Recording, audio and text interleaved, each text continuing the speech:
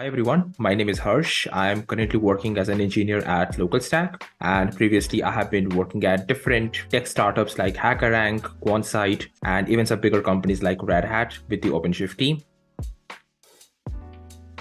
So I will be talking about shifting left on IAM testing and security, because this is a topic that I have been building out and fleshing out for the past few months or so. And this is a common problem that a lot of organizations are kind of encountering right now, because every other org is kind of relying upon these public cloud service providers to basically manage their app infrastructure, making sure that their security configurations are reliable and correct, and making sure that they are consistent with all of the latest recommendations of these cloud service providers is always crucial. And testing these security policies is always a challenge, and you can always have these common issues like any misconfigured trust policy or any policy combination that might be too dangerous, or you can just give access to those particular roles that can just go undetected for a long period. So all of these things can basically make your application go haywire, and this is something that you don't want to have. So we want to shift left. We want to make sure that you have an IAM implementation that is robust, that is secure.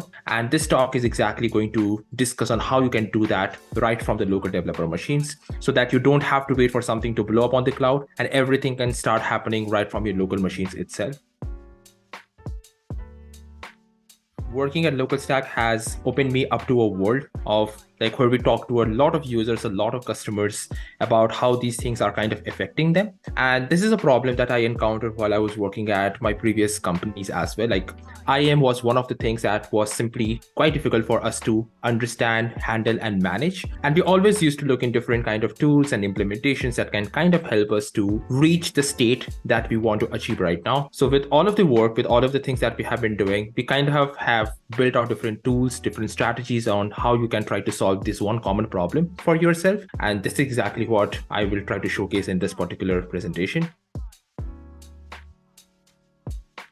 I guess as a developer, you don't want to rely upon other security engineers or completely different teams that are just taking a look at your policies, your users, your roles to figure out on what exactly is going wrong with that. As an individual developer, if I'm building out an application, I want to make sure that I consider my security posturing right from the day one itself. I don't have to wait for someone else to ping me that, hey, this is something that's going wrong. Hey, this is something that's not working on the cloud. As a developer, I want to make sure that I can test all of my cloud components locally. And IAM is one of those security black boxes that always seems to work in weird manners. And you always have to go through a lot of documentation, a lot of references to basically make sure on what's going through.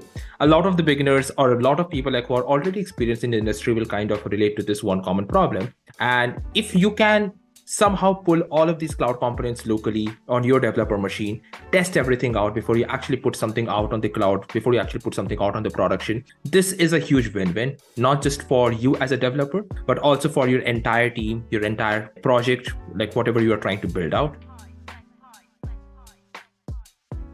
We want the teams to make sure that whatever policies that they're writing, they're able to test it on their machines. And not just that, they can also share it with their machines so that they always have a common, consistent environment with all of the different configurations you're working with, making sure that you test it, you validate it, and you can have the same set of validation, you can have the same set of rules happening on someone else's machine as well.